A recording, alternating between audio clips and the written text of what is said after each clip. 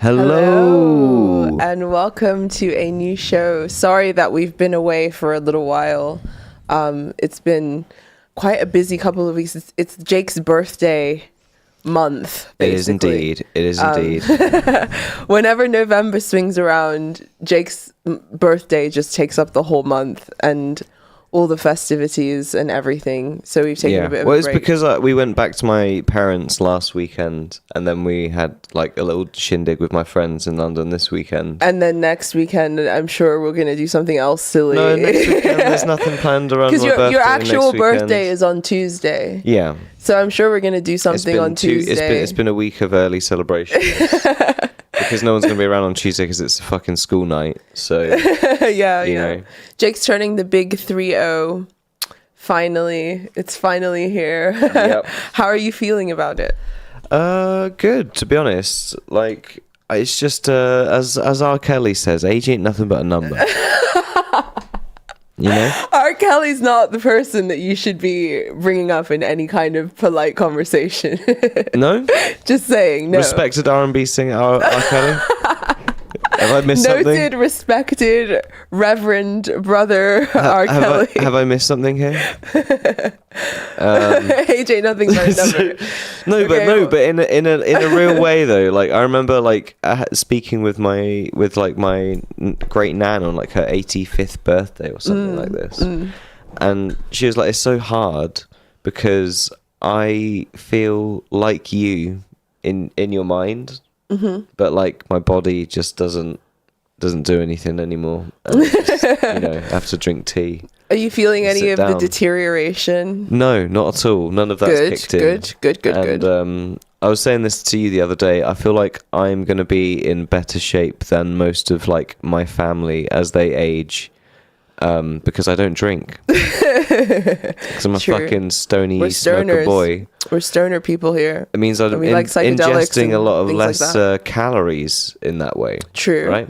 Because like we're naughty in other ways, but we're not getting a lot of calories from alcohol. No, and that's like the primary way in which people need to ingest that thing to become inebriated. Yeah. Right? And most people are going to have a little glass of wine or they're going to have a little something at the end of the day, right? All of that shit's just more calories that all adds up. Yeah.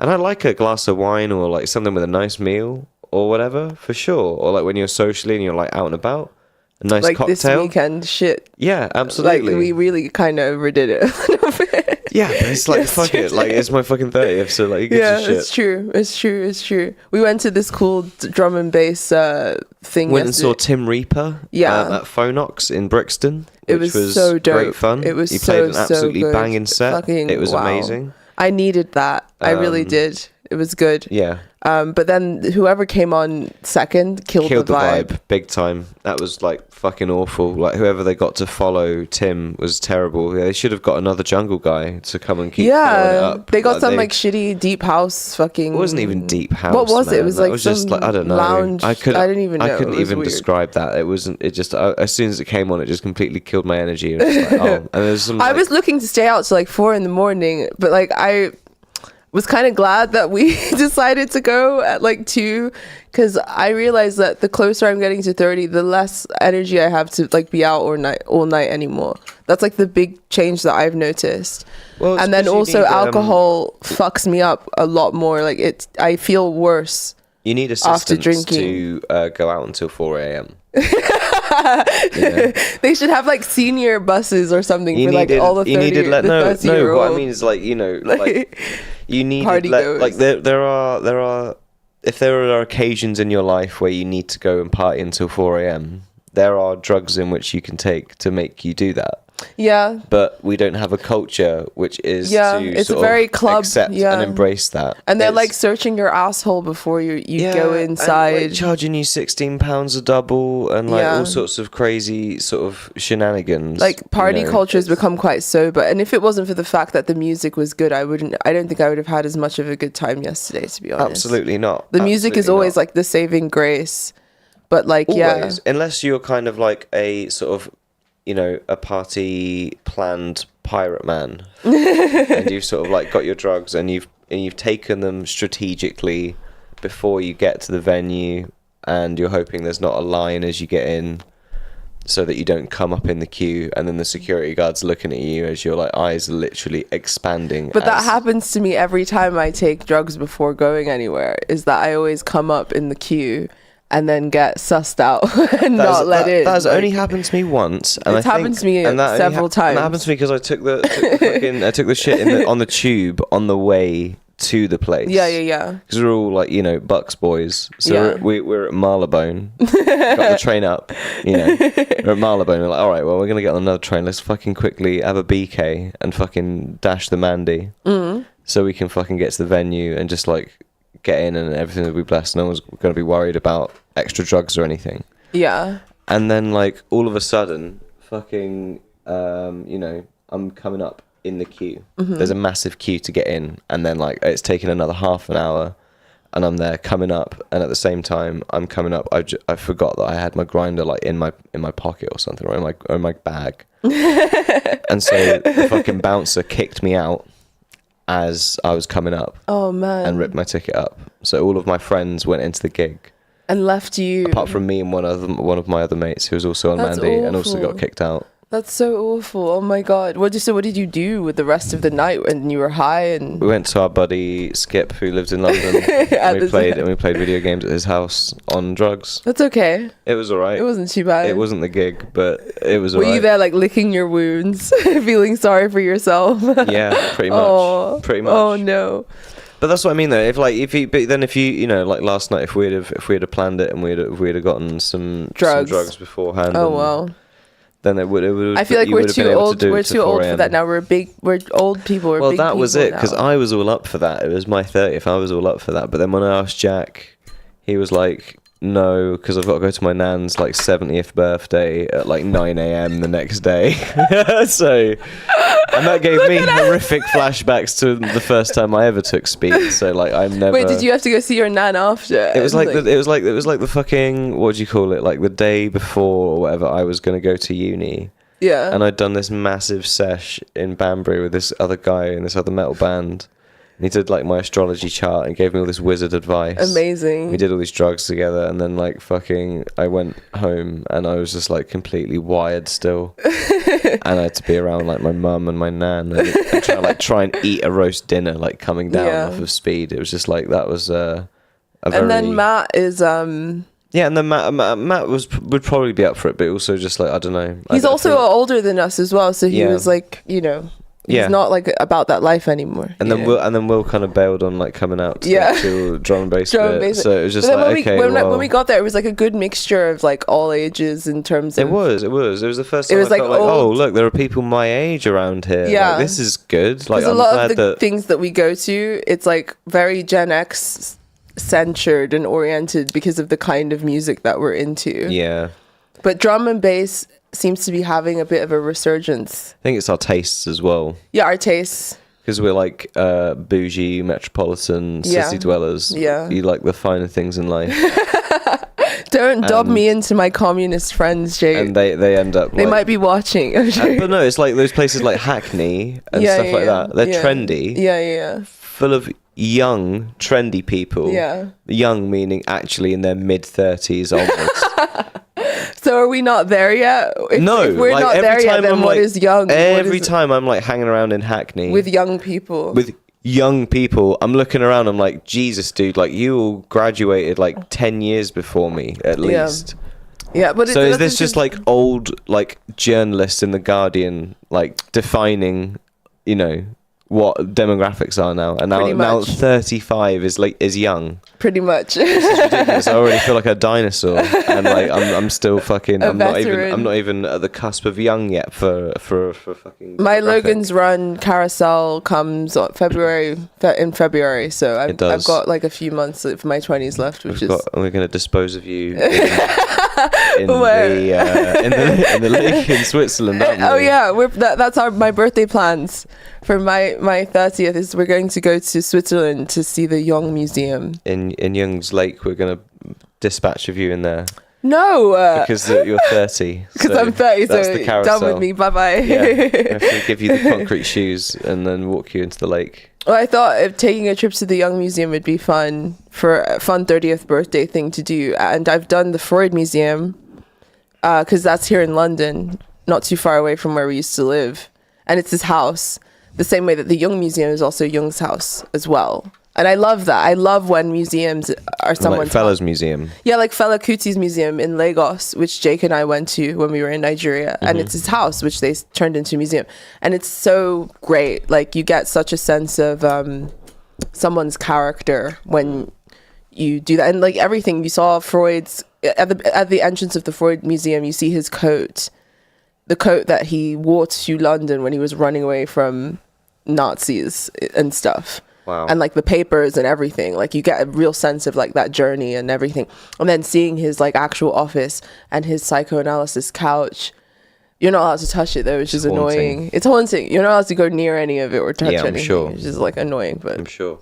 Yeah, and if you're ever in London, I highly recommend taking a trip to the Freud Museum. But the Jung Museum is my next on my bucket list.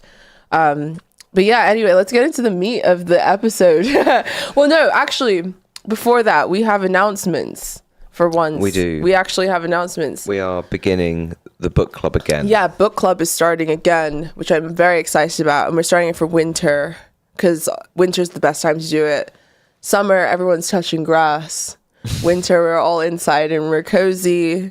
So if you're bored and you're looking for some wholesome meat for the soul, join us for book club. Book club is always an amazing, transformative experience. We've done it several times with this podcast.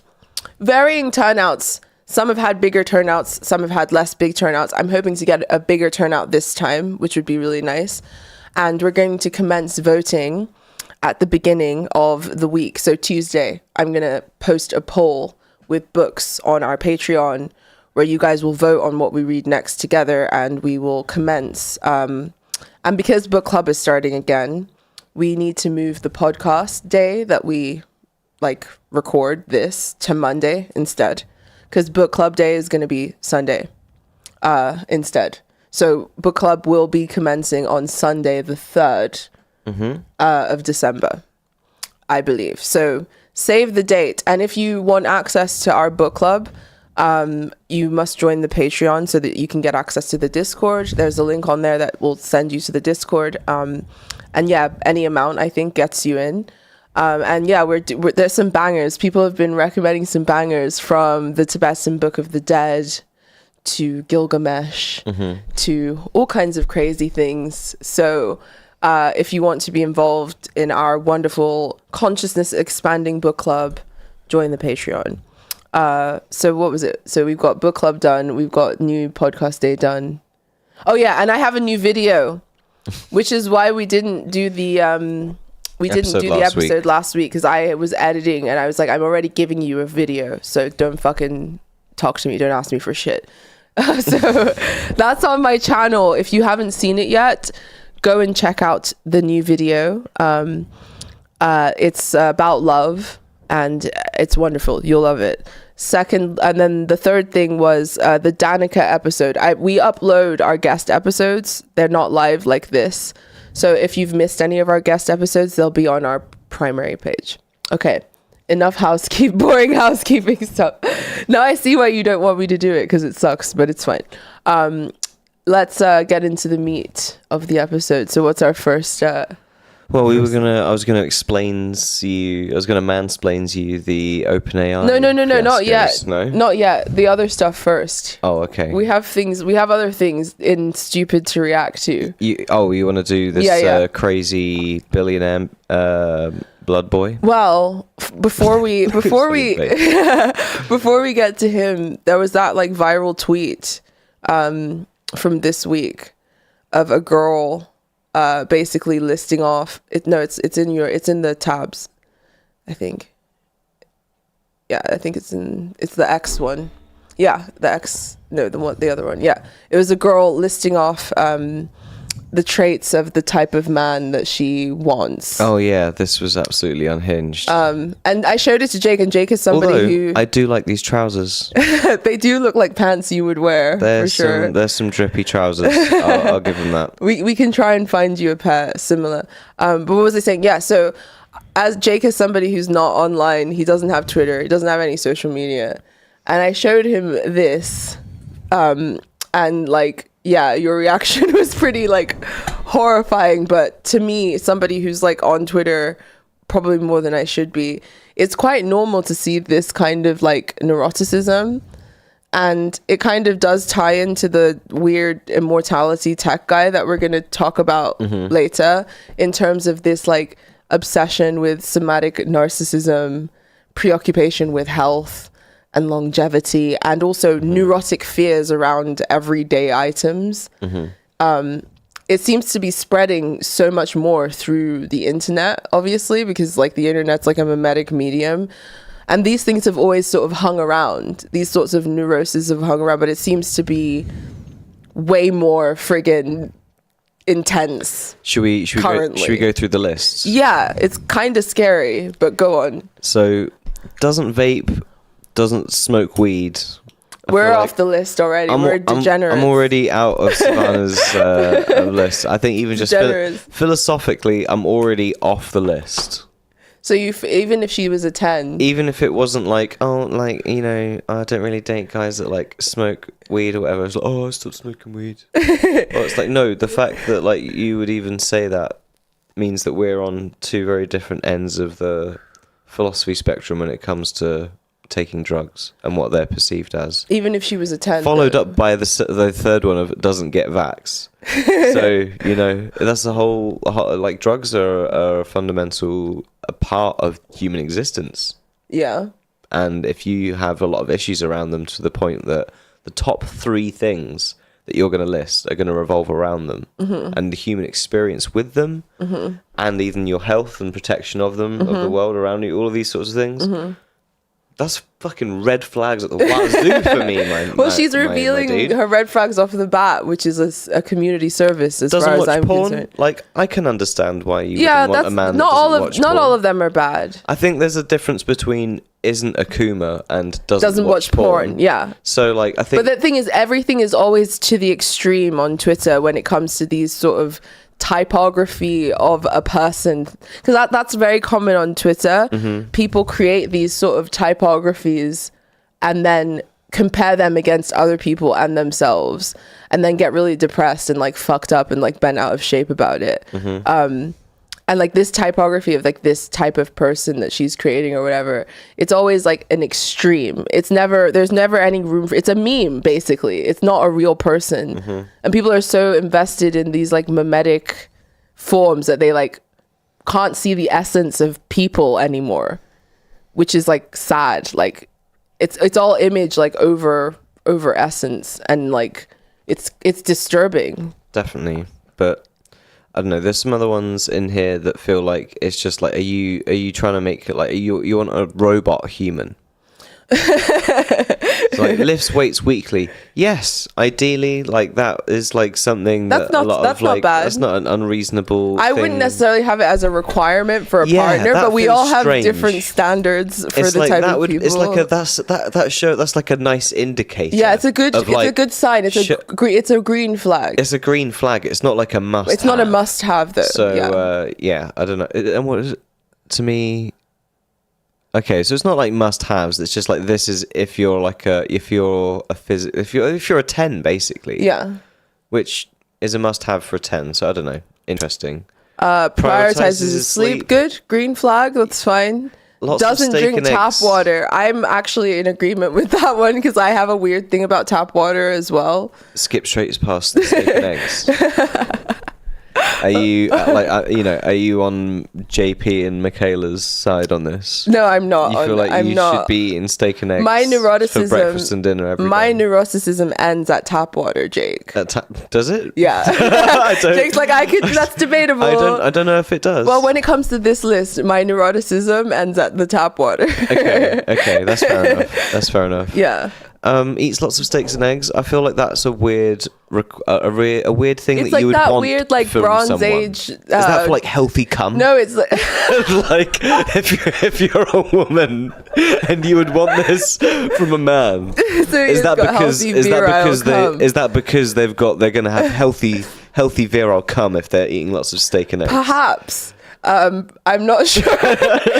maybe the fertility of the egg symbol causes I'm just trying to something enter the head of a woman. I just enter the head of this woman, please. I'm trying to enter the head of Savannah right now. This specific woman. I'm trying to understand the requirements, and that's also why you don't want them to drink tap water. It's a Bronze Age fucking whatever thing. Like those Twitter guys with the fucking like jacked Roman, right? Like they have this like weird diet. It's like it ties into all the shit we're going to talk about later, but it's like basically somatic narcissism and mixed with like Munchausen syndrome. And like I think it's also the result of almond momming. Hey, actually, I think all of these are related to cum.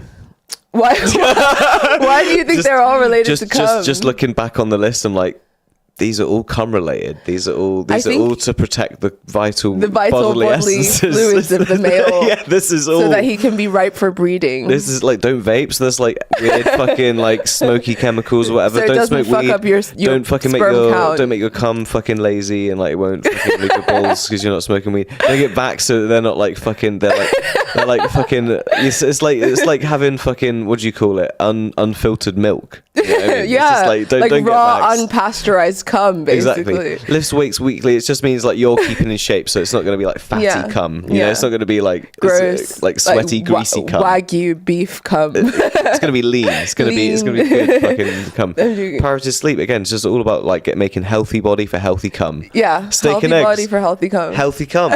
Doesn't drink tap water. She's just looking for a good breeding horse. To avoid fluoride for fucking healthy cum. Doesn't use AirPods, okay? Because they don't want the Wi-Fi, Bluetooth signals interfering to fuck up your cum. To fuck up the balls for healthy cum. Basically. Okay? Would choose podcast over music.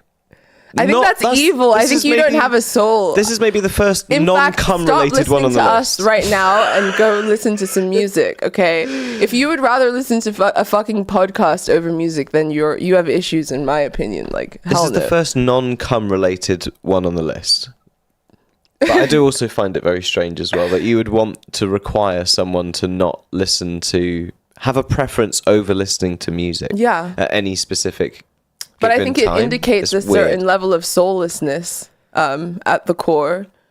Also, it's like she's like almond momming him. Big almond mom energy. But I think almond momming is the trauma that has caused this sort of thing to manifest. The next 5 are all cum related again. In what way? Cooks with butter, healthy. Yeah, healthy for cum. Okay. Doesn't drink out of plastic again. Microplastics. Don't want that in the will cum. fuck up your cum. Uses fluoride-free toothpaste again, so you're not fucking up the cum. I think that you should start doing all of this stuff now that we're of like breeding age or whatever. This is like, these should be daily requirements. Wears 100% cotton underwear to support the balls for healthy cum.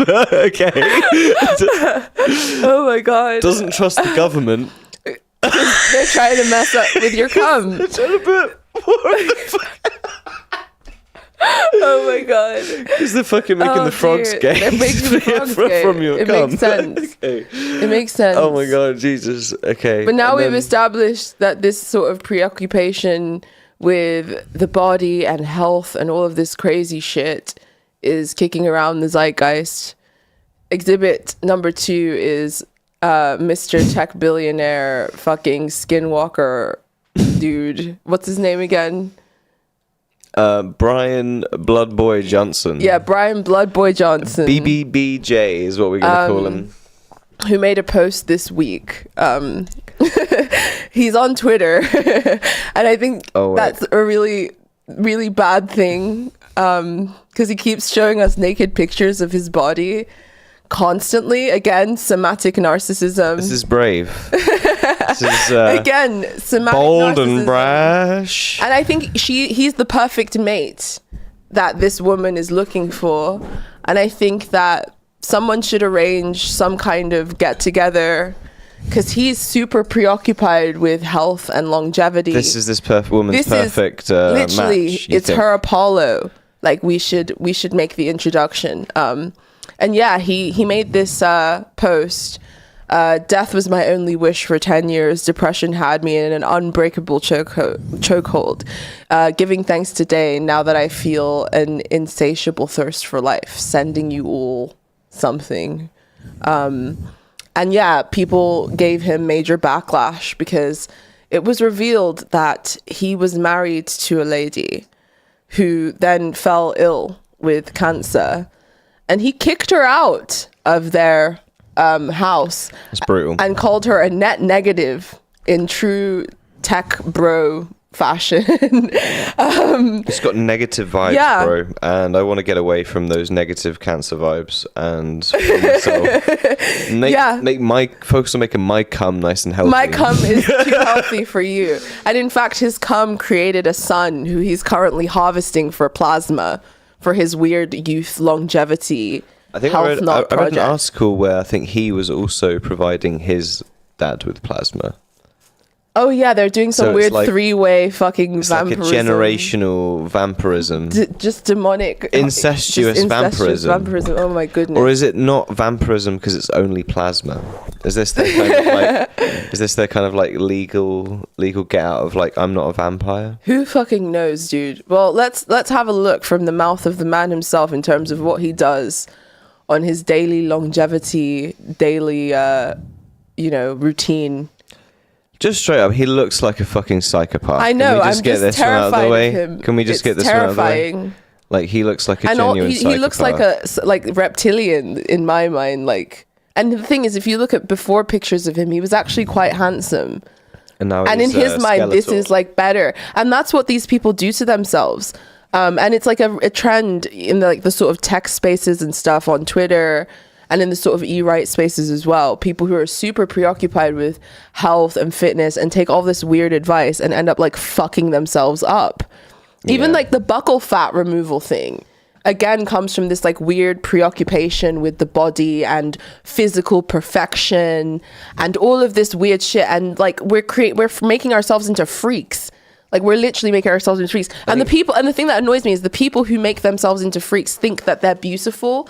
They've developed this sort of narcissistic dysmorphia where they feel like they've improved themselves despite having clearly disfigured themselves. Like, this guy is not brave and stunning by any fucking standard at all. Isn't it what some of those people say, where they say like at the end of civilization, like men become like fascinated with like becoming more feminine and things like that. What you think? You don't think he looks like a Chad? You don't think he looks like a Chad at all? No, I think men that are fascinated with their physical appearance to like it is feminine to be like super fascinated with your physical appearance in that sense. But also like his mind, that are doing UFC, they're not getting built like that to fucking be beautiful. Yeah, they're getting built to train for a tactic function that they're trying to master in a specific martial art. So they can beat other fucking gladiators in the ring. It's like a very different thing. I think like once you start trying to just be doing it out of a lot of there's like being healthy and then there's vanity. And once you start going down the route of vanity, that's where it kind of like just gets fucking silly and you get like demented and you end up looking like Gollum or something. But it's not just vanity, it's also like fear of death and decay. I think that's why he kicked his like dying partner out of the house.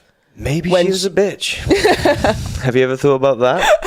Just because she has cancer doesn't mean she's nice. Okay?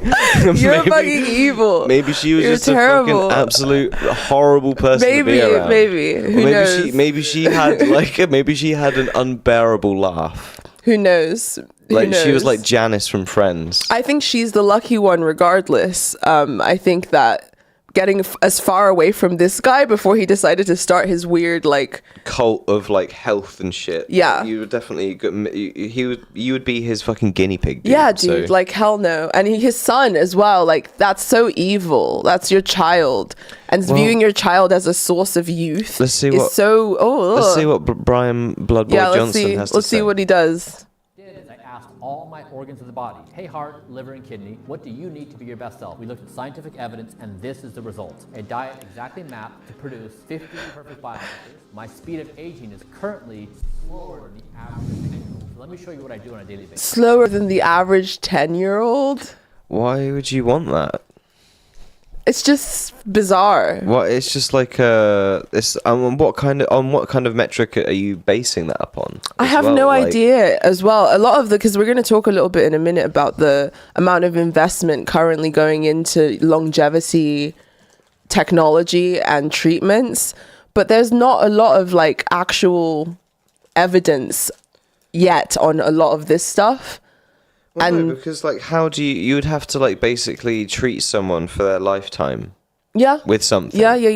And then, did they last to 120? And what kind of shape were they in until that point? And at which point were they degrading and all of these things? So it's like a really like long, massive process for you to like really measure stuff. I think there's like minute things on a scientific level where they like try and stop a cell aging or decaying to a certain degree. Yeah. But like, I think really you don't really know what that kind of effect is going to have on a living organism where decay is a natural part of its process. Yeah.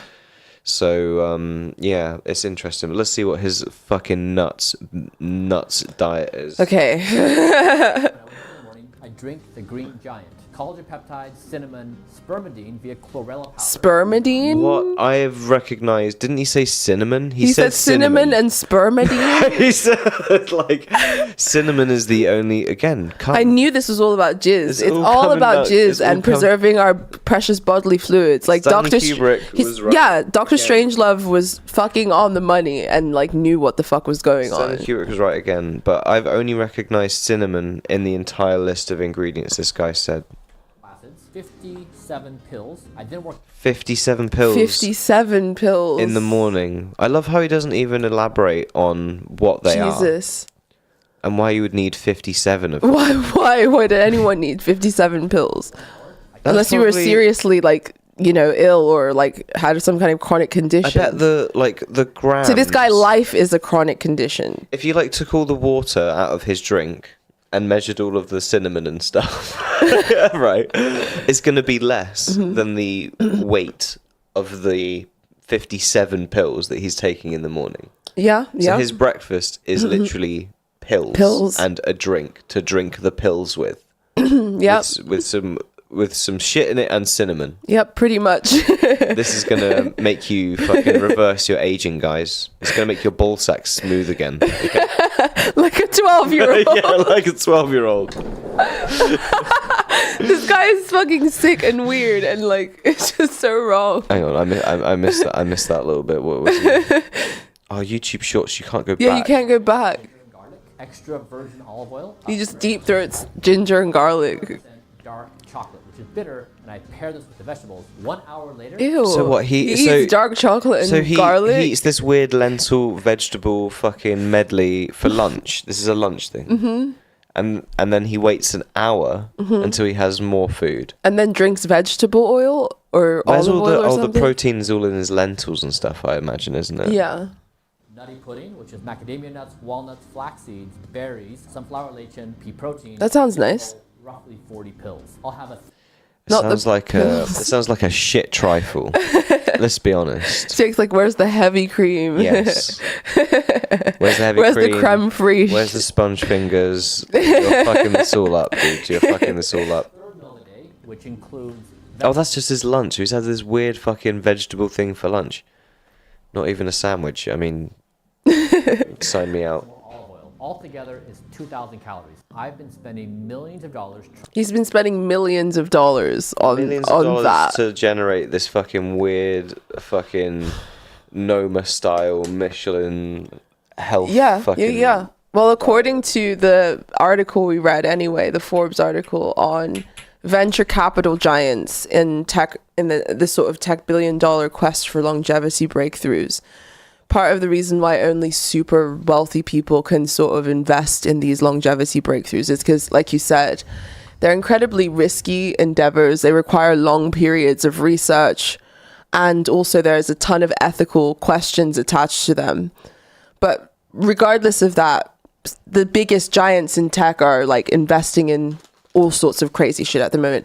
People like Jeff Bezos, Peter Thiel, all the usual suspects. All the usual suspects are heavily investing in longevity tech, and it seems to be somewhat of an obsession among like the ultra wealthy. I think this guy is just sort of taking it to the extreme, but I think all of them are already starting to dabble in some weird thing or another. Some weird experimental and I think it's going to become more and more normalized, and also you're going to see like a class separation as well, because that's in this article, one of the things that was brought up in the ethical concerns was the accessibility and distribution of longevity treatments. Longevity technology. Yeah, the life extension. Is this the life extension technology that Alex Jones is always screaming about? Maybe. I mean, when I see this stuff getting talked about now, it's just like really weird, because to me, especially as you'll know, someone that read a lot of Robert Anton Wilson, he was fascinated on this subject, and he was talking about it a lot, even to the extent to where his daughter that was horribly murdered, he took up the offer to get her cryogenically frozen to the point in which in time hopefully she could be revived again. For those of you who don't know, his daughter was tragically murdered in like a robbery in like a store or something like that. And so he was fascinated about this and was writing about this in the 1980s. He writes about very similar things to like what all of these other people are talking about, and probably even more sci-fi sounding stuff than what people are saying now. Beyond just like, I'm eating nuts and berries and I'm taking 56 pills of and now my balls are smooth. Like, it's just like it's fucking smooth balls, premium unpasteurized cum. That's the goal. That is. That's the goal. And so part of me is very skeptical, and I think also in this, I think it was in this article as well. If we have a little scroll down, talks about some of the companies that are doing this stuff, or I've that not are heard like of any of doing. Yeah, of course you wouldn't have, because they're all like private equity, fucking whatever the fuck. And so like this group, fund size 35 million euros. Fucking hell. Okay, Life X, 100 million euros. Wow. Not really. Like, that's nothing. That's a lot. I mean, that's balls. That's no money at all. Like, to try and accomplish something, that's nothing. Especially you're trying to accomplish essentially like life extension technology, nearly immortality. If you figure out fucking science and whatever, right? Yeah. So like, you think you're gonna unlock fucking immortality, or even add another meaningful extension onto someone's life for $100 million worth of research? True. I think that's absolutely laughable. True. And so I don't really see this as like a meaningful. Oh, here we go, 1.5 billion. Maybe they're gonna make a meaningful go of it. Mm-hmm. But like, without that's the bottom end of the scale that I would say would be of money that you would need to make any kind of meaningful scientific contribution. Okay. That would do something like that. Okay. And everyone else, 200 million. It's so just why laughable. do you think the contributions are so? Because it looks good. Minuscule. So it's like an ESG. Oh yes, I've done this foundation and we're doing it. We're trying to figure out how to extend the life, because we're an aging population, you know, and we don't want Poppy falling away and his dementia riddling his brain. So we're going to make the scientists come up with an answer, and they'll like, you know, put whatever fucking like shit. I don't know. It's just, I think it's just bullshit, and I think people have been talking about this stuff for a very long time, and that this is just another. Yeah, and that this guy is like crazy. It went out of fashion like you know, at the end of Robert Anton Wilson's lifetime, I think in the early 2000s, like late 90s, it kind of started to go out of fashion because a lot of the science that was heavily funded in the 80s and all of the stuff had 15 years. And it didn't yield anything. Anything meaningful. So it went out of fashion. But they're sort of making incredibly triumphalist claims in the same way that sort of AI enthusiasts are also making these sorts of claims where they're saying, you know, we'll be able to regenerate cells and we're literally decades away from being able to basically extend the human lifespan indefinitely. You know, you're hearing this sort of thing more and more now in the zeitgeist, in the same way you're hearing about the, you know, how artificial intelligence is going to create this sort of post-scarcity, post-work future. I'm just saying, I think it's a fashionable thing in the elite that comes around every few decades, and they put a little bit of money in it.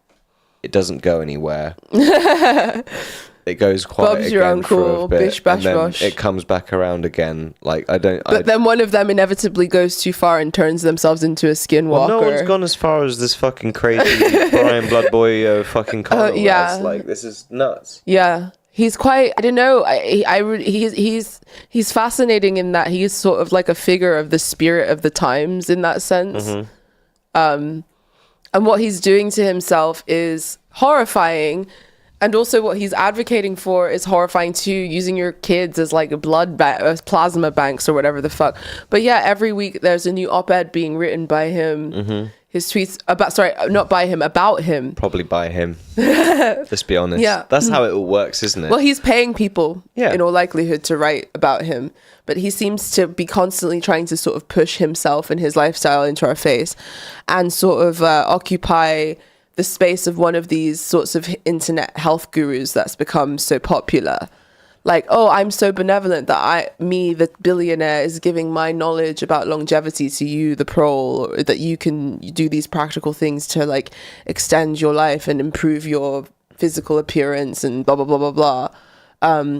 And that's the thing that really confuses me is if I was a tech billionaire and I had like all this money, the last thing I would want to do is become an internet fucking guru. Yeah. Well, like, why? Because they do you want the want attention. to be like a Bronze Age fucking? Because they want the attention. Haven't you seen Liver King, dude? That like what? Like, I don't understand anything anymore. Nothing makes sense to me anymore. Didn't I show you the Liver King? You did show me Liver King. Liver King is literally the same. He's a sideshow clown. He's He's not somebody to be taken seriously. And I'm saying you're somebody who's made your fortune and you have the ability to do whatever you want and you choose to become a sideshow on the internet. Well, he says it's because he wanted to stop all the young boys being depressed and killing themselves. Okay. And giving them a role model and something to And this guy wants to make them all immortal so that he can use them as his forever blood what he's advocating is like all this fitness stuff and it's the same angle. Right? And I think even like because I don't know what it is. I think maybe like because you still had people that did jobs into their fucking 50s or 60s or whatever, like, you know, 100 years ago. Yeah. So like I don't know what it is. Like if it's like they feel there's such a fascination with youth culture now that like middle-aged men and like people feel the need to like look hot and fucking and sexy and be like, and then also divorce is so common now and look so competent. Look so competent where you're like, yes, I can fully do everything. Well, you're 50 something. You're 50 something. Like, you can't like fucking step maybe aside. Like you shouldn't be doing everything. Maybe actually that's when there should be young people picking up other areas of work or whatever the fuck. But also divorce is so common now that people re-enter the dating pool at ages where they typically wouldn't have. So they feel like they still need to compete. Well, the game, I feel like the game in that sense, the etiquette around the game has become completely naked. In terms of the dating game, in what way? In what you're saying about like men coming back on the dating pool through divorce, and then like, or even not even through divorce, but then through like seeking a younger woman and things like this, right? again, it's part of like fascination of youth culture. Yeah. But Yeah. it's also because I had a really interesting thing to say, but it's just like completely left my Oh, that's because you're a left my little fucking brain. stoner. We need to stop smoking weed It's because just this left my shit little happens to brain. us all the time. Think about it, and we'll come back to it. We'll circle back to it. I will. You were thinking about fascination with youth culture and that these old people are like trying to be young. Oh yeah, I was saying that the game is naked. Thank you. The game is naked. You okay. reminded me. There we go. The game is naked. We right? conjured it out of the abyss. In society, Yes. right? We all act in certain ways because that's what's deemed appropriate, right?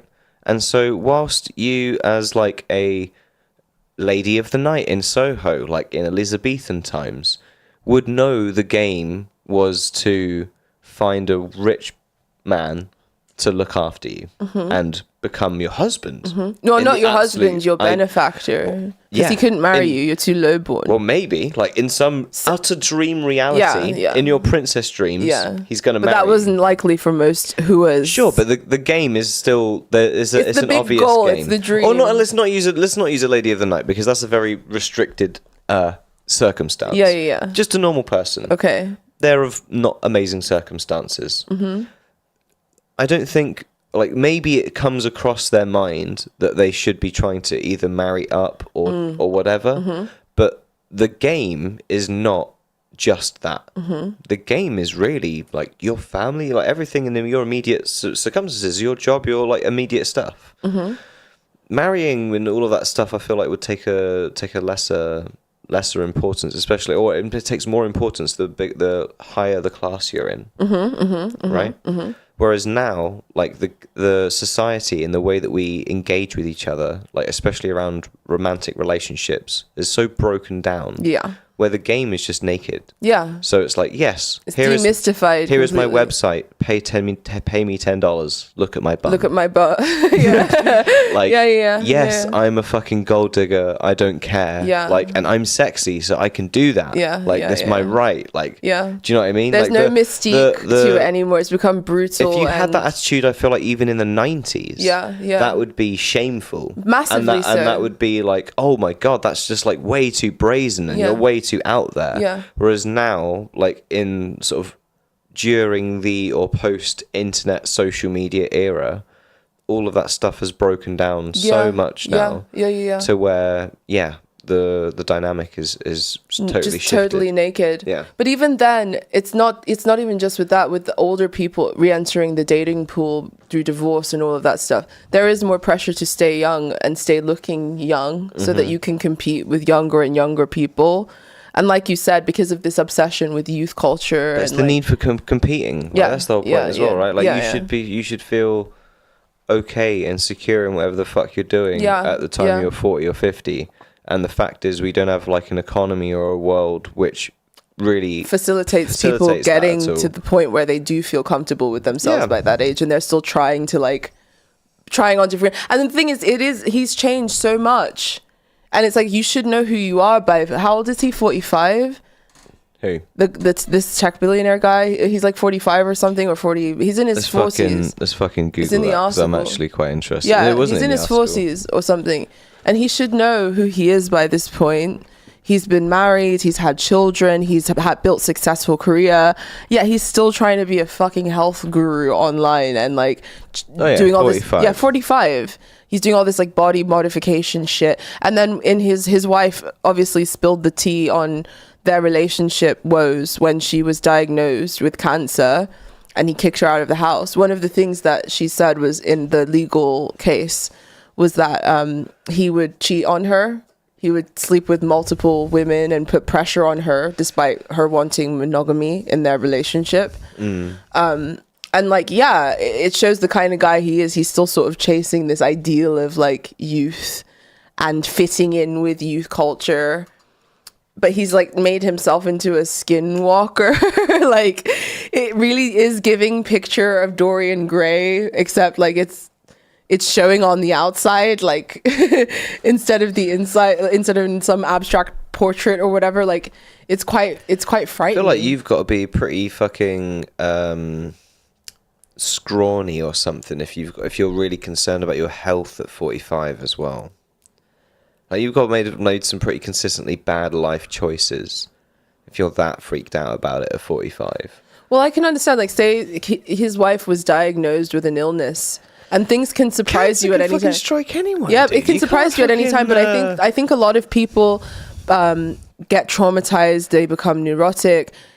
Same with Jordan Peterson and his like weird diet, and like after his wife was diagnosed, I think it's even probably the root of like neurotic almond momming, which I've noticed with a lot of like. I mean, I'm not trying to be offensive. I've lived in America, and I lived in a very affluent part of America. I went to an affluent school with like affluent white children. All right. And their moms were crazy, like almond moms. A lot of the time, who made them incredibly neurotic around food and health, and sowed all these like weird seeds in their mind around like what they should and shouldn't be eating, what is considered good and bad food. But what's sad is that like all of those affluent people, most likely they're going to be the people that are like going on to be journalists and like conducting the culture. And then they spread the meme hazards to the rest of us. And you can't scroll through Twitter without seeing like shit about like your fucking buckle fat is wrong, your fucking this is wrong, your that is like all these different reasons to become narcissistically preoccupied with the body and like health and the self, or even illnesses or things like seed oils or this or that this is decreasing your testosterone, this is going to make your cum not premium, exactly, this is going to make you poor breeding stock.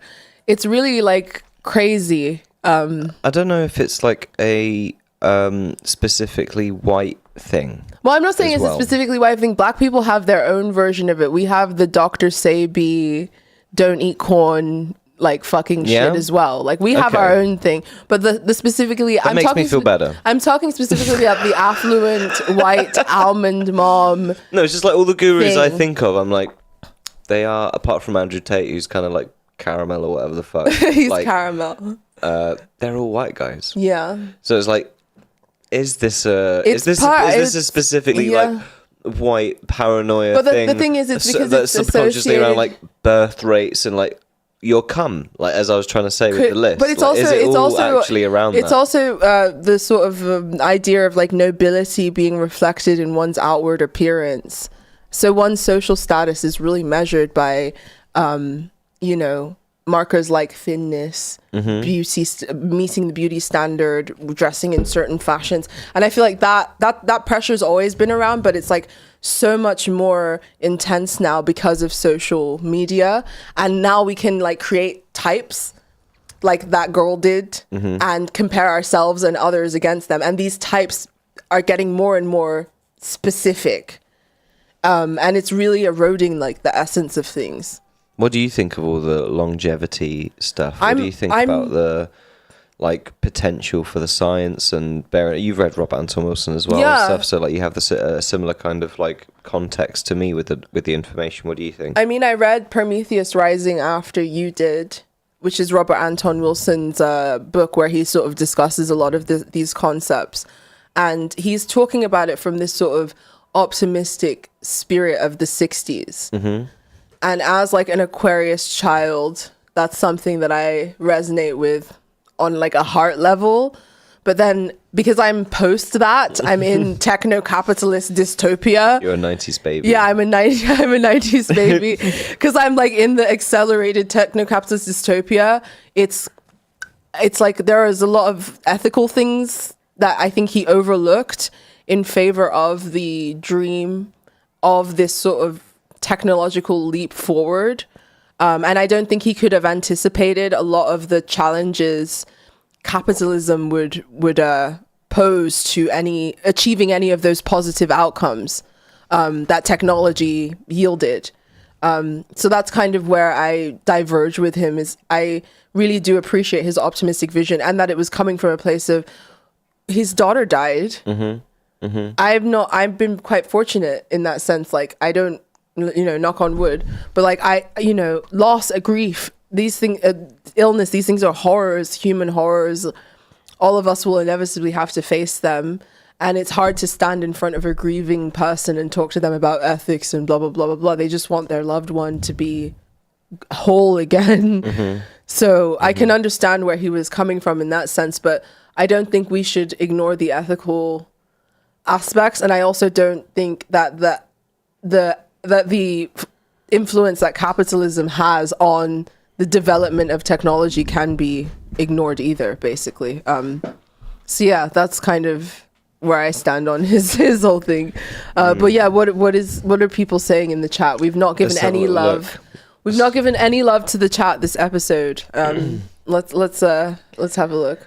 J George, I'm 25. Guess I'm a baby then. Yes, you are. You are indeed. You are a baby. A wee babby. Amadan, I face carousel in January. There we go. We all face carousel together. We all face carousel together. You don't date a man, you date a porcelain doll. A twink. I think this was when we were going through the neurotic through the twink. Yeah, this person is not even worth speaking with. Monica Bellucci couldn't drag me to her house if she had this many red flags. Raw pasteurized Wagyu cum. Hot. Exactly. Raw pasteurized Wagyu cum. Here comes Bryan J again with the plasma and blood and flesh.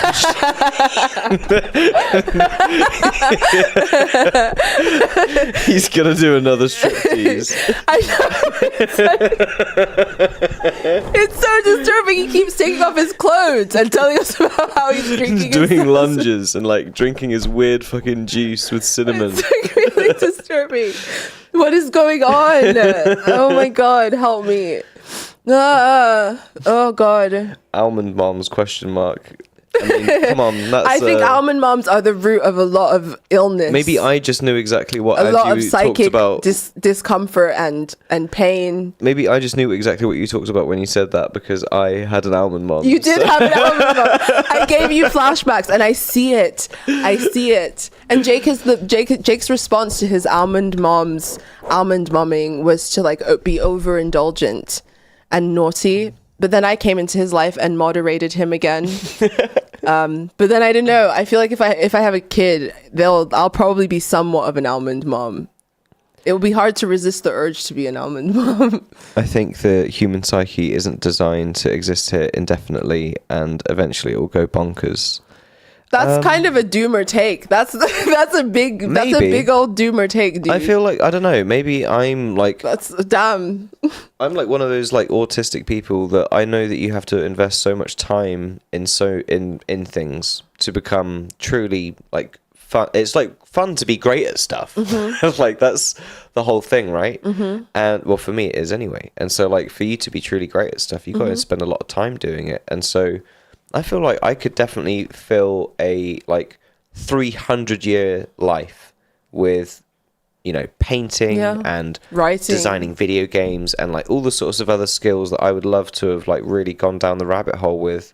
But at this point at 30, I'd be like, dude, that's like starting completely from fucking scratch. And like you've gone down the audio rabbit hole, so you have put all your eggs in that. So that's like that's the basket. That's the basket now. We're in the basket. We're in the basket, and we're gonna go with it. Yeah, we're going with the basket. There might be ways to tangentially pour into another basket, but like it's not gonna be like the other skills. Like it would be like doing audio within game development or something. Do you know what I mean? Like, well, it's not like other or even painting. It hasn't if I can relate into anything I do. Well, you got a Grammy nomination for your audio basket. So if you had a painting basket or any other basket, God knows what you could do. So I understand. And you said it with Robert Anton Wilson, like he was the type of mind that wanted to explore everything, which is why he was so excited by the concept of life extension technology. Exactly. Which is why I don't judge him like too harshly. But forever, if it was like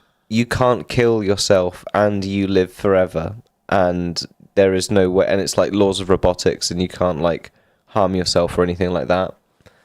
That would be some kind of hell. I can see that for some like indefinitely. Like after like 1,000 years, holy shit. Like in I Have No Mouth but I Must Scream.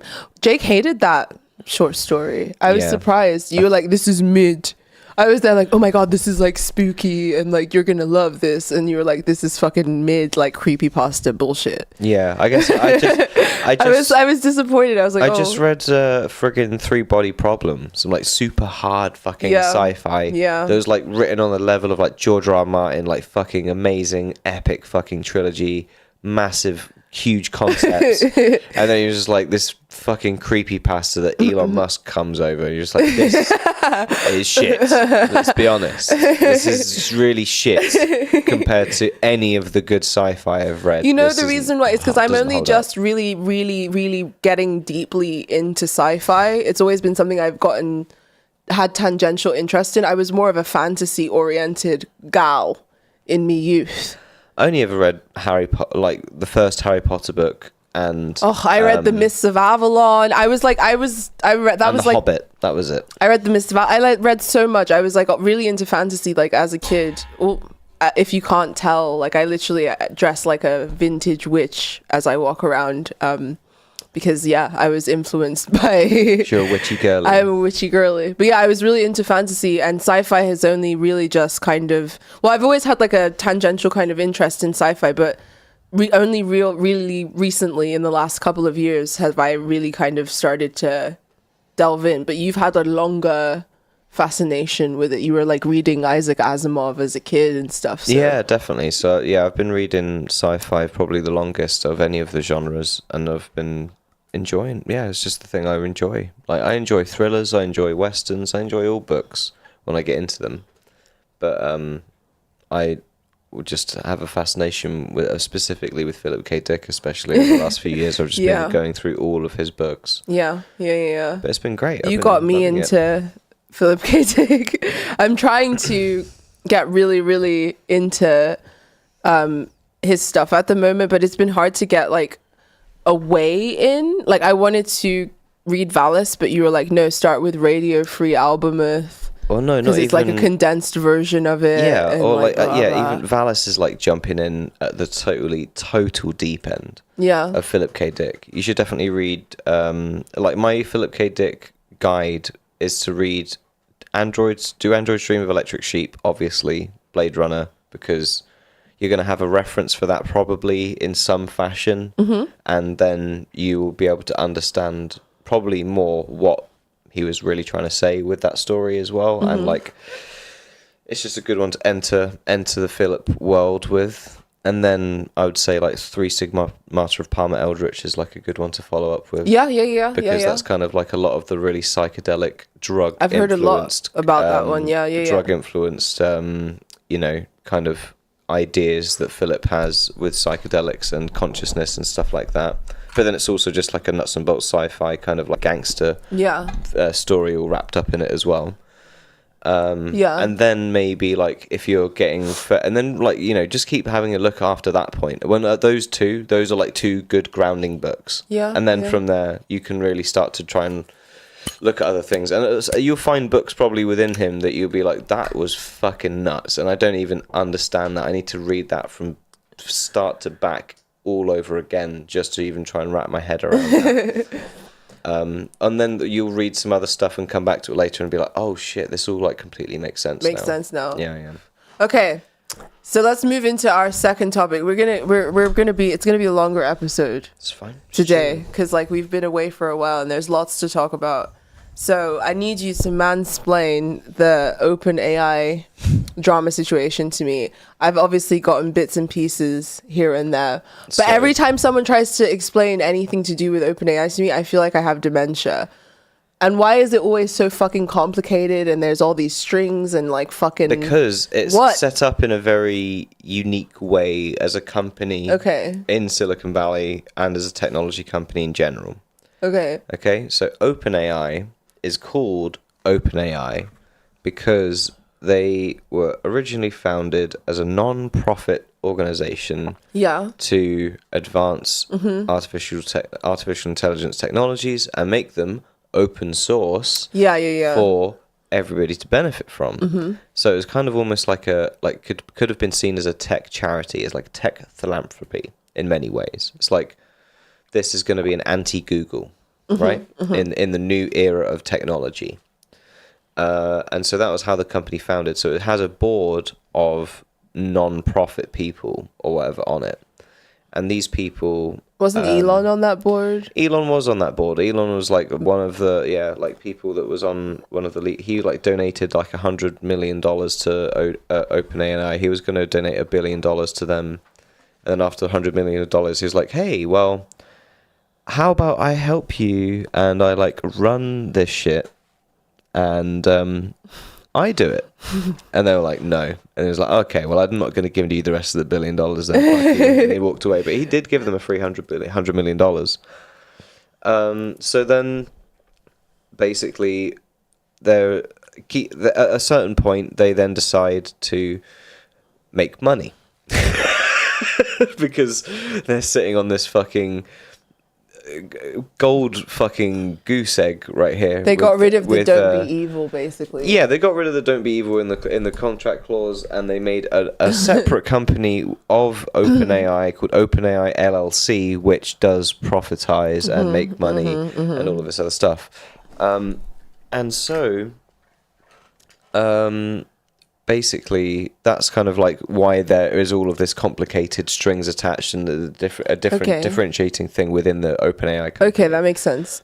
The juicy fucking tea and the people drama of what all of this is really around is essentially that Sam Altman is a kind of break fast, break things, move fast, kind accelerationist, quick accelerationist person and mindset around technology. And with OpenAI, even though he's very goes to Congress and asks for regulations and everything, and is very open about needing regulations and how powerful this technology could be, but at the same time is still trying to advance it as fast as he can because he feels like that's going to be the ultimate good for the human race. And so this is and essentially this is kind of half of the philosophical argument of what this entire thing is revolving around. So this is Sam's attitude. Everybody that works at OpenAI really believes in this, really believes in this kind of attitude, thinks that what they're doing is correct. So you got to be a true believer. Very passionate about doing what they're doing, and they're pushing ahead and everything else. And their main tech guy, who is actually coding all of this stuff as well, is even really fucking advocating for AGI and all of this stuff. He's really kind of pushing for all of this stuff. So I think it was some of the members of the non-profit side of OpenAI don't share this philosophy, and they think that it's moving way too fast, and that this is incredibly dangerous, and that we need to put the complete brakes on this thing, because they're not there trying to make money. They're on the non-profit side of OpenAI. They're like, this is fine the way it is, and the process and the progress it needs to make actually should be slower, so that we can all adjust and adapt to this new technology. And so they try to fire Sam. And this is where all the drama ensues and all of this stuff. And then the other guys threatened to walk. And that's why everyone threatened to walk, was because they are all on the side of the philosophy of Sam, as workers, as technologists, people involved in the technology. They are people that believe in the philosophy of Sam, that think this stuff is going to help humanity, that they're trying to accelerate it and push it forward. And maybe, that's kind of like, a naive way of looking at it. Because Sam's also a businessman, right? He's also a fucking CEO. He's also someone that was trying to make sure that, they made a lot of money. And so accelerating the stuff and trying to outcompete and all of this kind of thing. And so basically Sam got fired. Let me just finish up the actual people drama, because it is quite a funny, interesting story. But that's the philosophical battle. That's what really interested me about it, was that you had this real obvious public flare-up in one of the biggest public companies at the moment, around a real philosophical headbutt of what should be happening at the moment in this new age with this new technology. And I thought that was really interesting. But then the people drama is essentially that Sam got fired by the board after they ousted some other people to get numbers on their side. They fired Sam.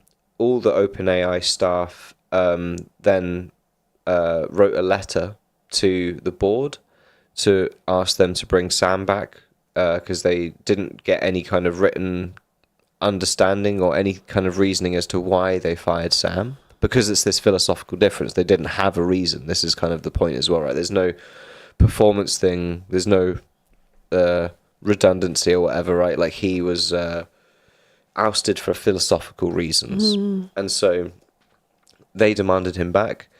The woman that then took next in charge from Sam actually was one of the only people that didn't vote with them on to oust him. And her first recommended action was to bring Sam back.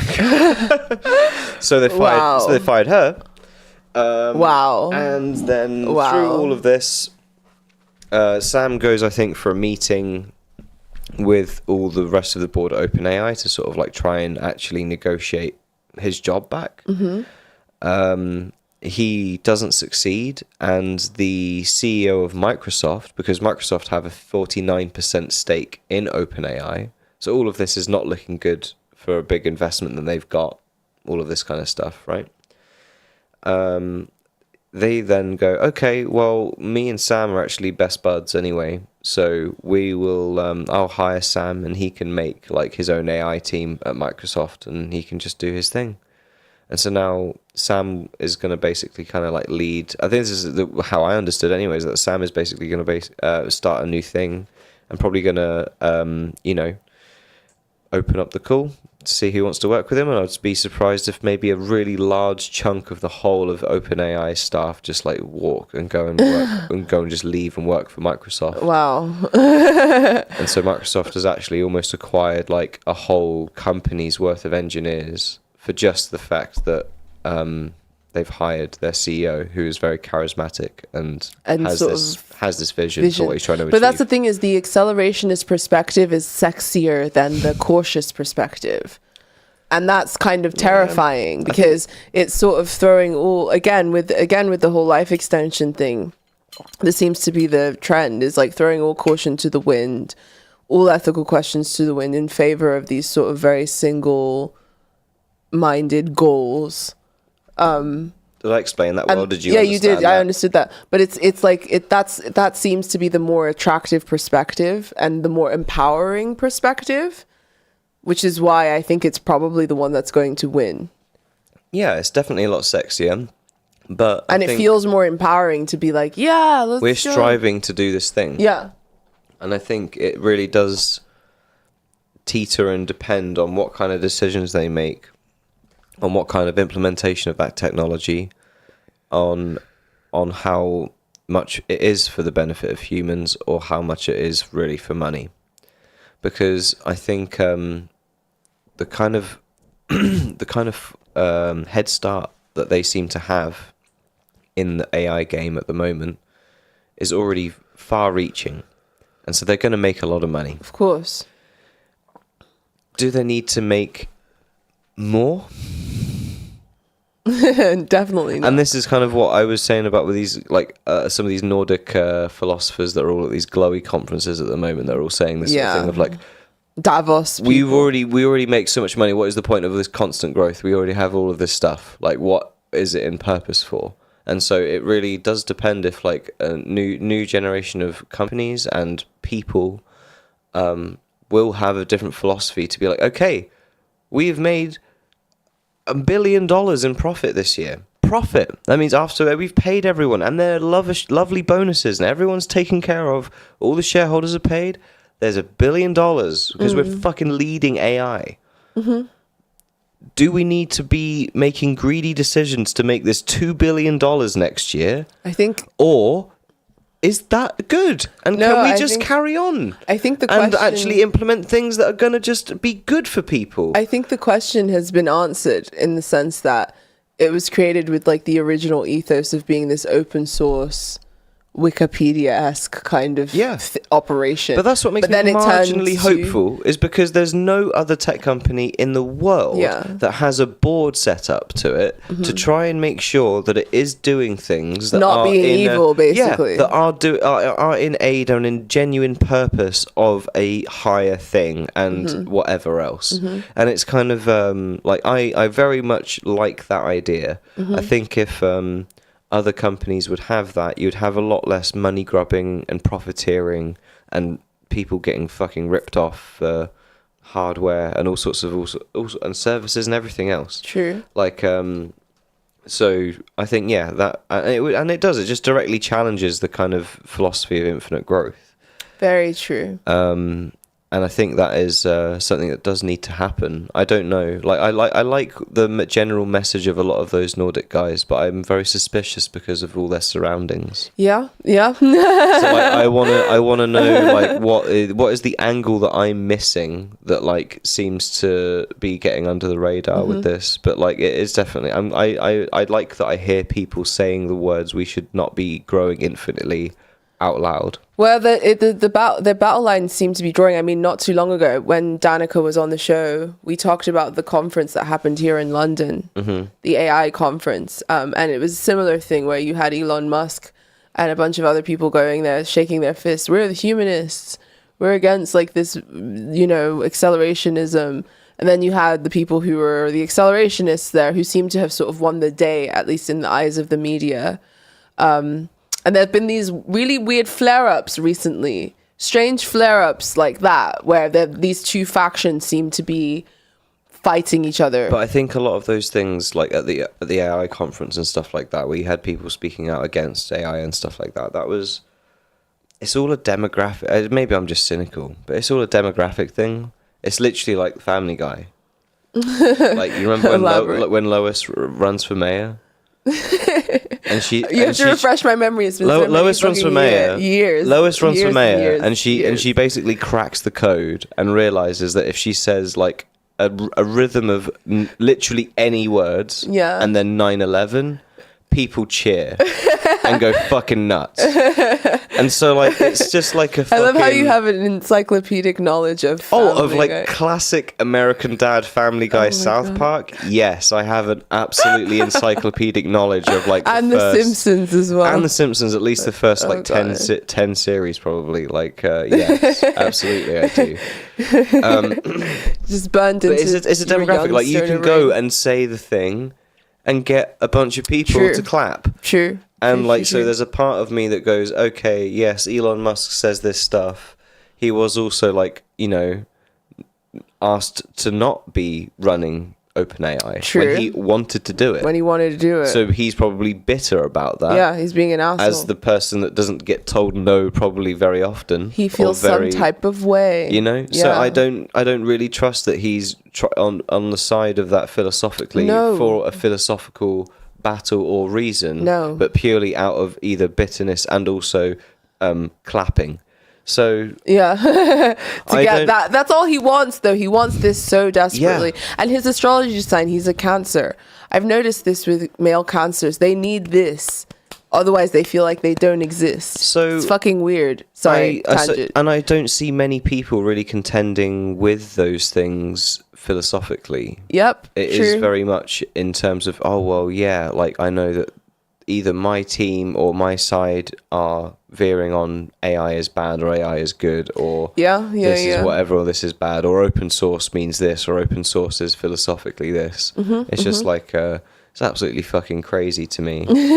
But I don't know, like when you get down the rabbit hole with all of these things, it's just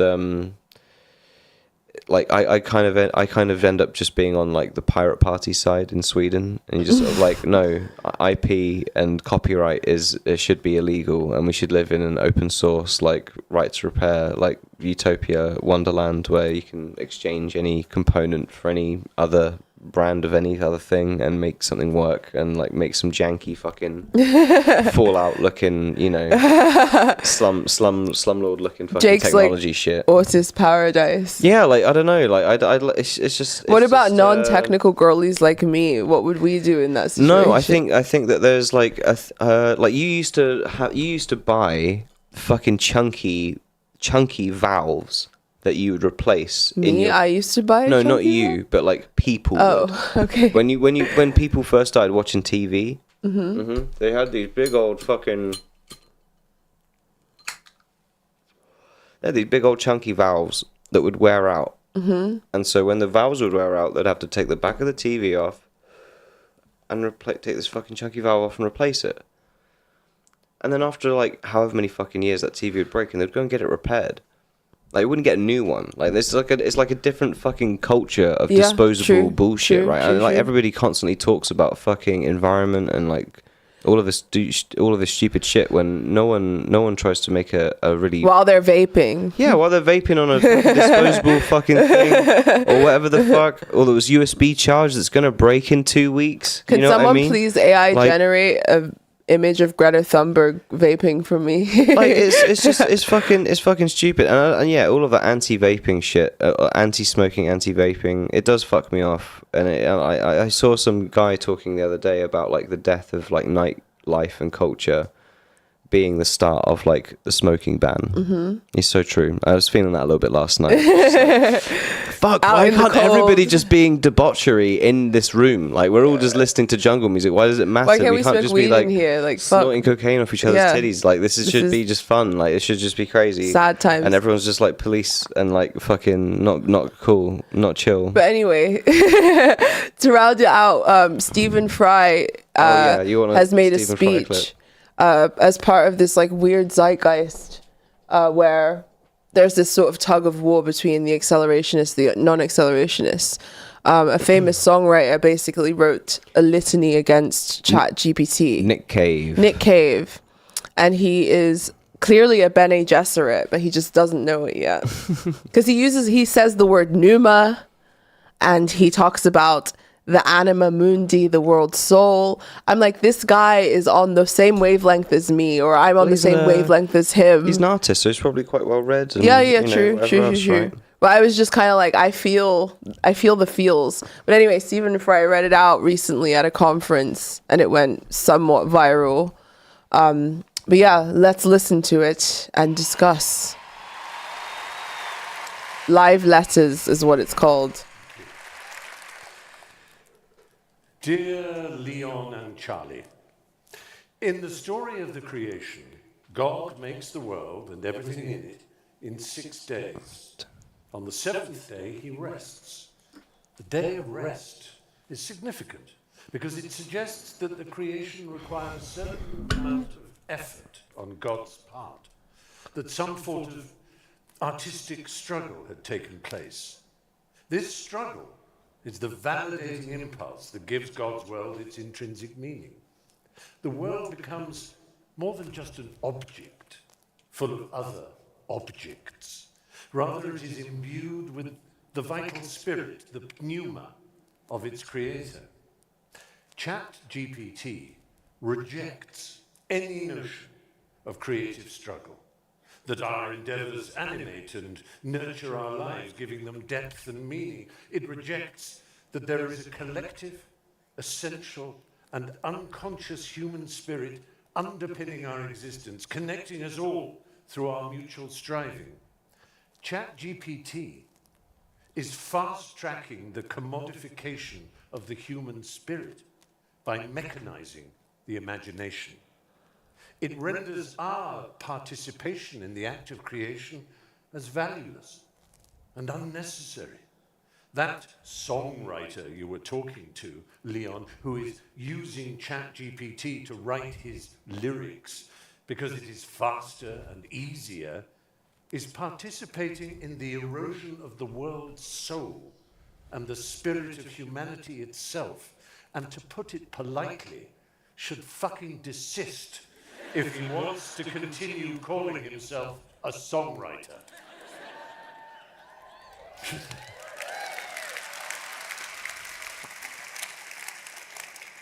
ChatGPT's intent is to eliminate the process of creation and its attendant challenges, viewing it as nothing more than a time-wasting inconvenience that stands in the way of the commodity itself. Why strive it contends? Why bother with the artistic process and its accompanying trials?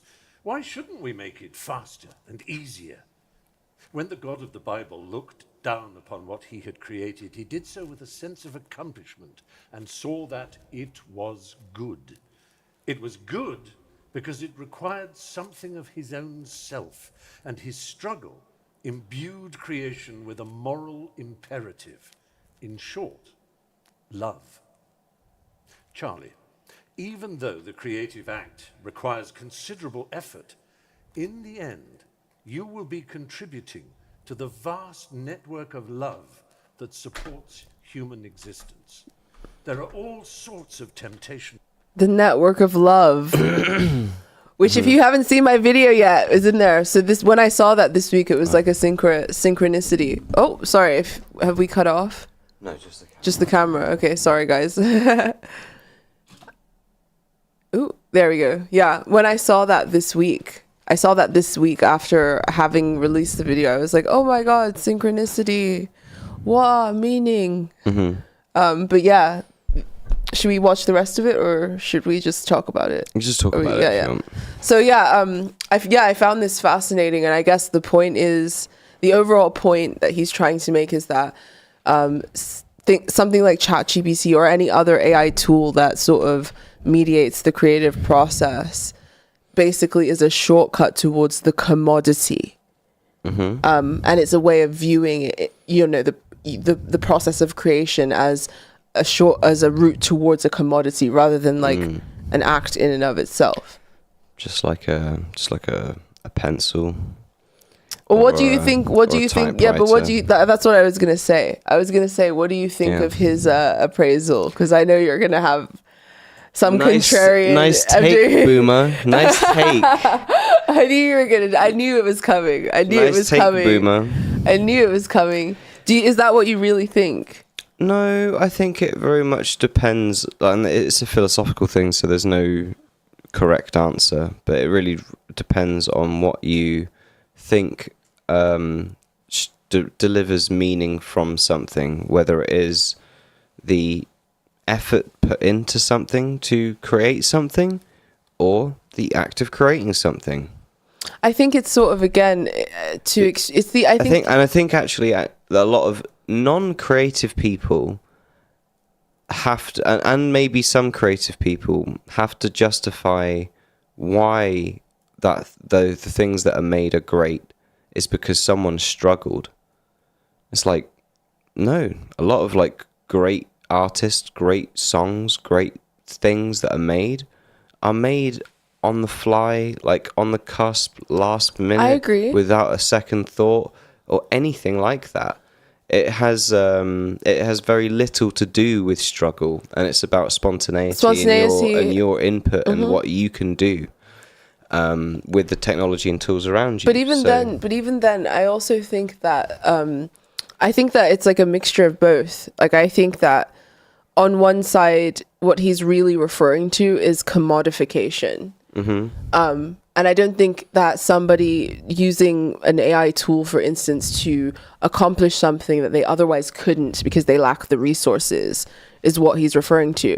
I think he's referring specifically to those who want to make commodities and don't want to have to deal with the creative process it takes to lead towards those commodities. Like Hollywood studios, despite the fact that they have the commodity in mind, they still had to deal with creative people, writers, actors, things like that.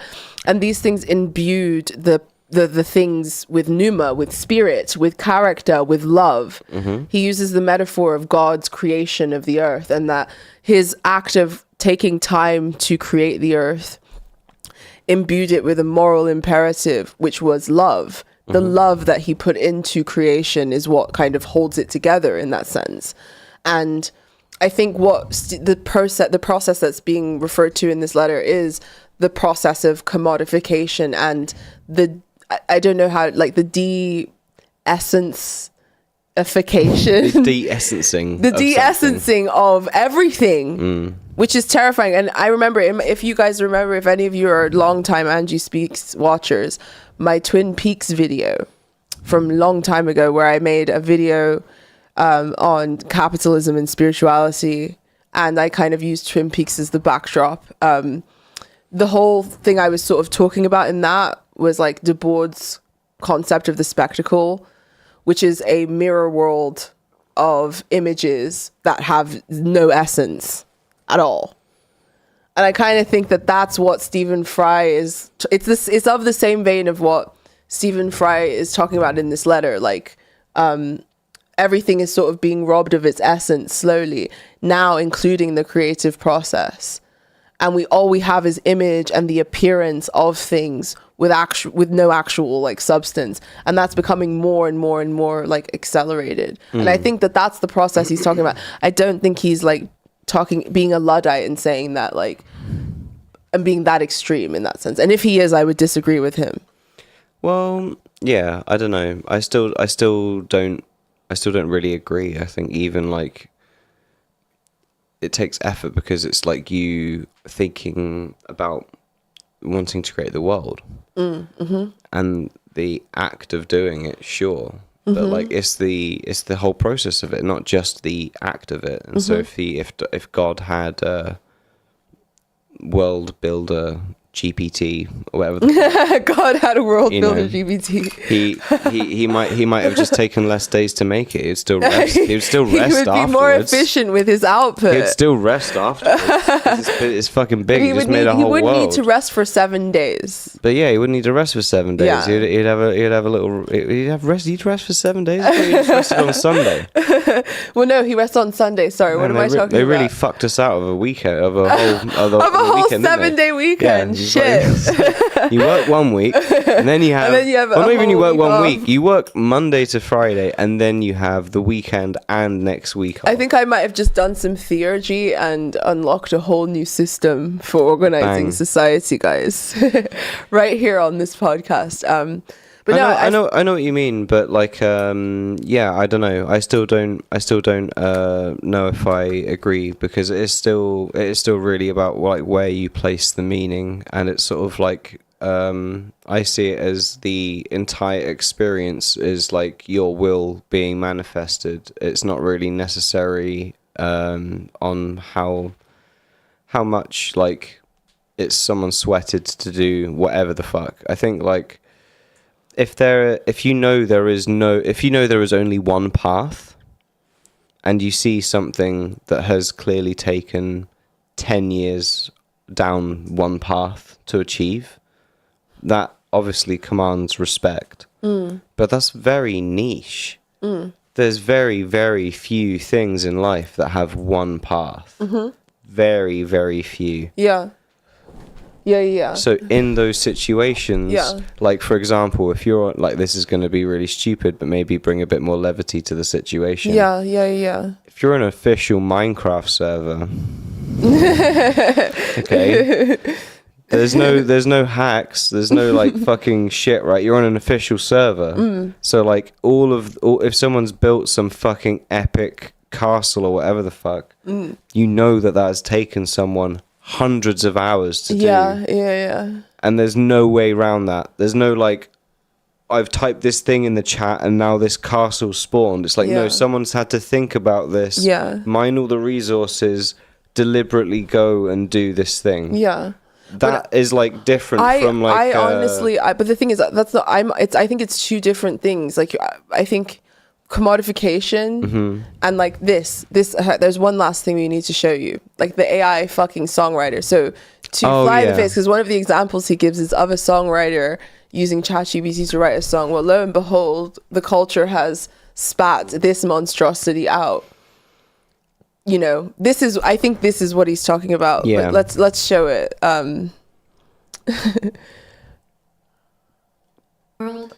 My name is Anna Indiana, and Jesus I'm Christ. so excited to share my music with you. Her face is all fucked up. Here's my first song, Betrayed by This Town. As an AI singer-songwriter, everything from the key, tempo, chord progression, melody notes, rhythm, lyrics, and my image and singing is auto-generated using AI. Why have they like mashed like 5 different faces together? Is what it looks like. Why is there like HTML? That What is going on? I'm so that is like the default. That is the default Windows MIDI sounds. What you're listening to right now, okay, is the default Windows MIDI sounds. Let's give them some respect. Let's see if you're gonna come out with an like an Age of Empires banger, or if you're gonna disappoint us like AI Del Rey. Come on.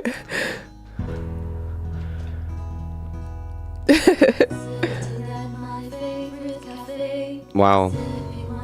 No, dude, this is giving me like this is giving me a headache. We're all safe for a while, aren't we? It's making me dizzy. We're all safe for a like while. The way her though. face is moving is actually making me like It's dizzy. very uncanny. It's giving me vertigo. And the melody rhythm choices are atrocious. They are absolutely fucking atrocious. I feel like Every creative decision within this so far has been bad.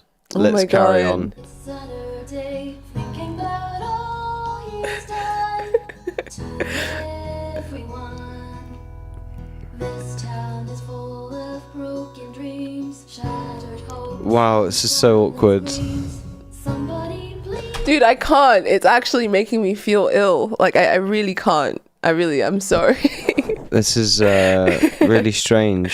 This can't be the like, future. This can't be the future. but this is also an incorrect. can't be the I feel like this is like an incorrect. This makes me want to join the hardcore Butlerian jihadists, Jake, and agree with the whole notion of the open letter, because this is what I think he's talking about.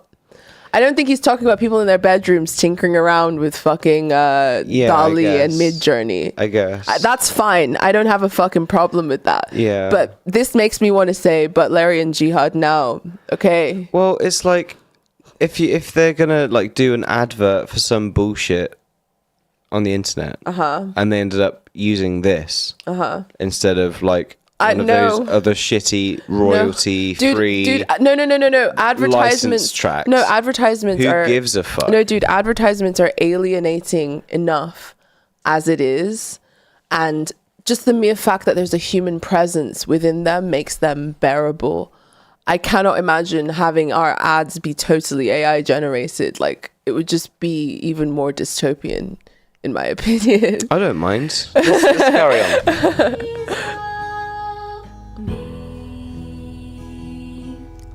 Betrayed by this town, let's tear it all down.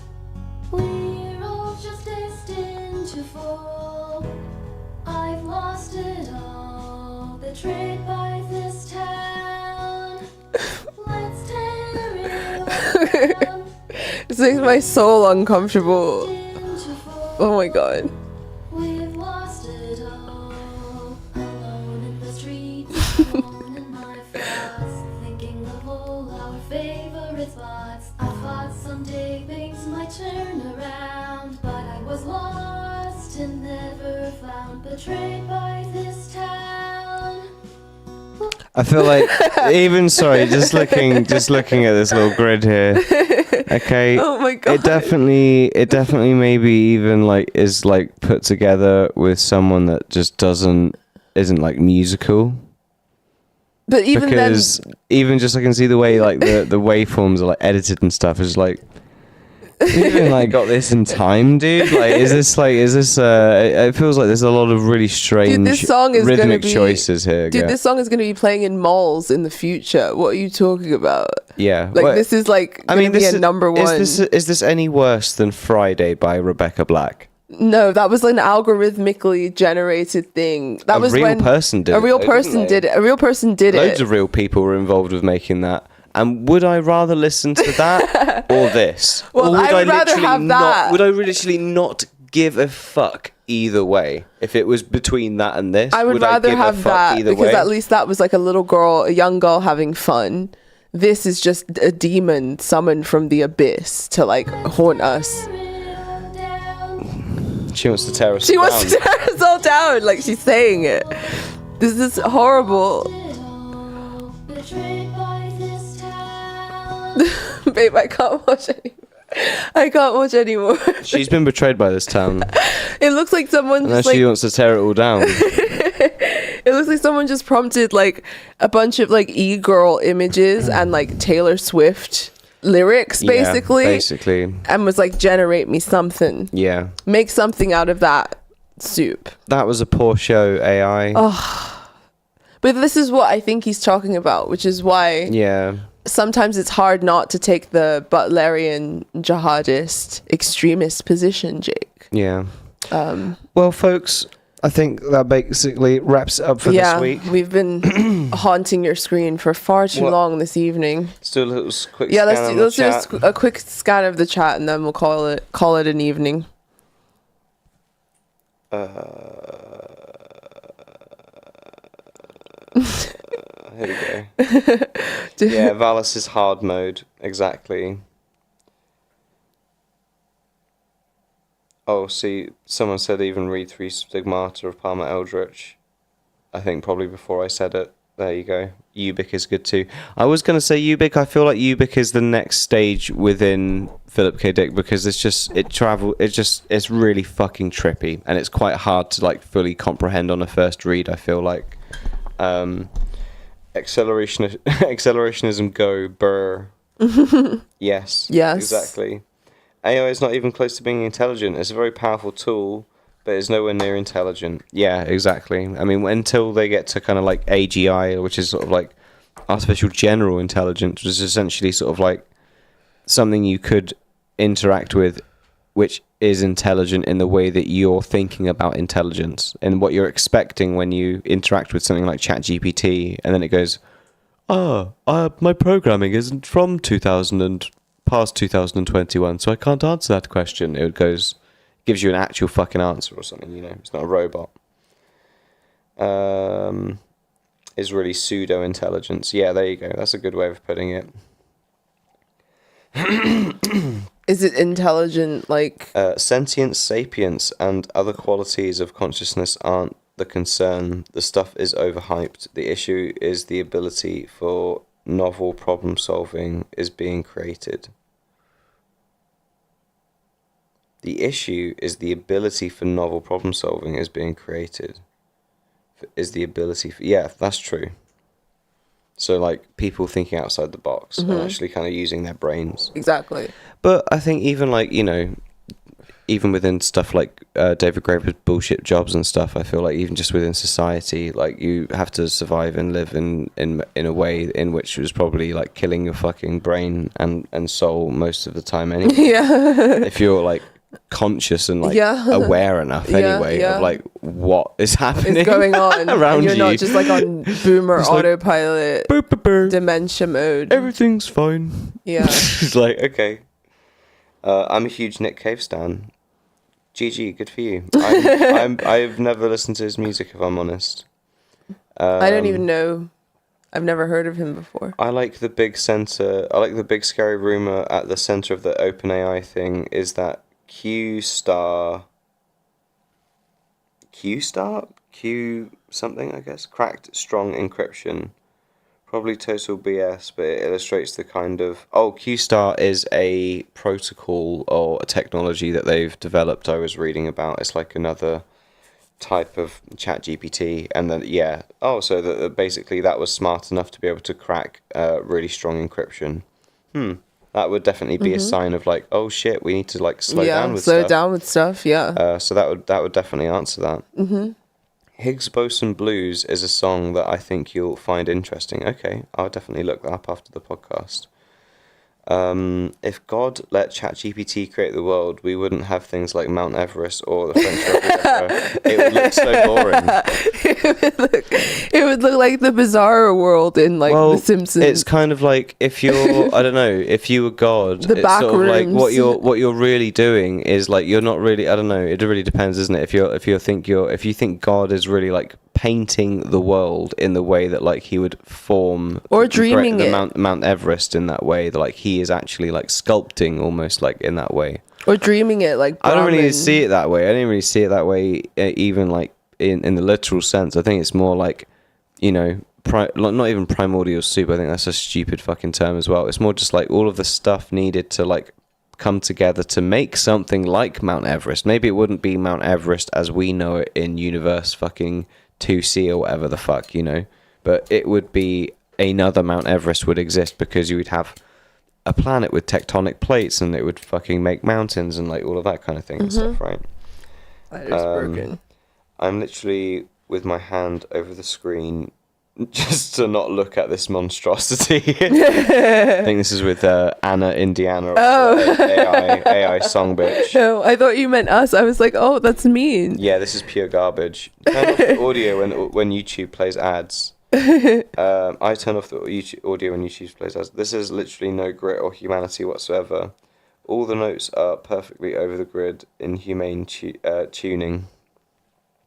I don't know if it was like the over the grid. I think it was just odd rhythmic choices. Like you wouldn't normally choose to put notes in that order. Yeah, it's or not in that the way a way, human or would like sing in a that song. pattern. Yeah. Like that's not like a, and not even in like a, oh, that's fun and quirky and I've never heard that before, but like in a, that sounds robotic and like someone's mistakes that they don't know are mistakes because they can't intellectualize what the piece of music is that they're trying There's to make. no soul. Because no, it's not even that. It's not just soul. It is literally being able to intellectualize what your creative decisions are. And True. to a certain extent. But even that doesn't make something soulful, though. It doesn't make something soulful, but it will make something better and and good. But it doesn't make something and soulful. The specific thing around the choice of the, maybe I'm just being too autistic with it, but it's just like, yeah, I found that was like, if you, there's probably a level of intelligence where they would be able to make it not sound retarded, robotic and weird, but maybe also not have the soul like you're describing, right? Yeah, Where exactly. It's like, it will get to that's that what I'm saying. stage. But yeah, exactly. But anyway, folks, we've talked your ears off enough tonight. Reminder, book club is starting next week, 3rd of December.